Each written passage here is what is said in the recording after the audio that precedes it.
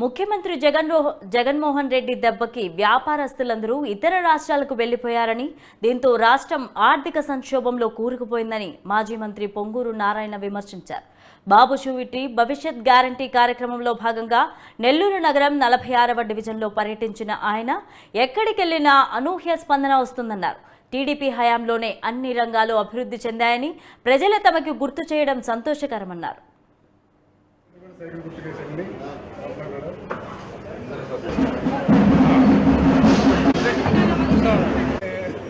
కరెక్టే ఓటర్ చూపించాలి కదా మనం కూడా.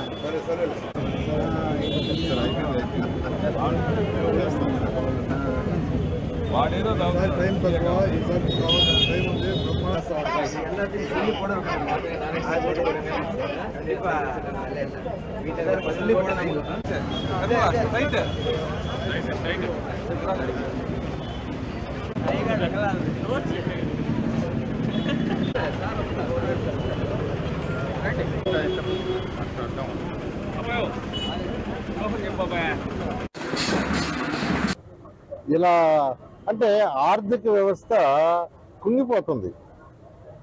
13 లక్షల కోట్ల రూపాయలు అప్పు ఇచ్చాడైనా, అవన్నీ ఎవరు తీర్చాలా? ప్రజల యొక్క ట్యాక్సుల ద్వారా తీర్చాలా? ఇంకా వేరే మార్గాలు లేవు. ఆ 13 లక్షల కోట్లు దానికయ్యే ఇంట్రెస్ట్ ఎలా తీర్చాలంటే ప్రజల మీద పన్నేస్తేనే తీర్చాలా, లేదు ఇండస్ట్రీస్ని బిజినెస్ని డెవలప్ చేస్తే వాటి ద్వారా జిఎస్టీ వస్తుంది, ఇన్కమ్ ట్యాక్స్ వస్తుంది, దాని ద్వారా తీర్చొచ్చు. అయితే ఈ నాయకుడు వైఎస్ జగన్మోహన్ రెడ్డికి వ్యాపారాల డెవలప్మెంట్ వల్ల ఆయనకి ఇండస్ట్రీస్ అవసరంలే, ఏం అవసరంలే.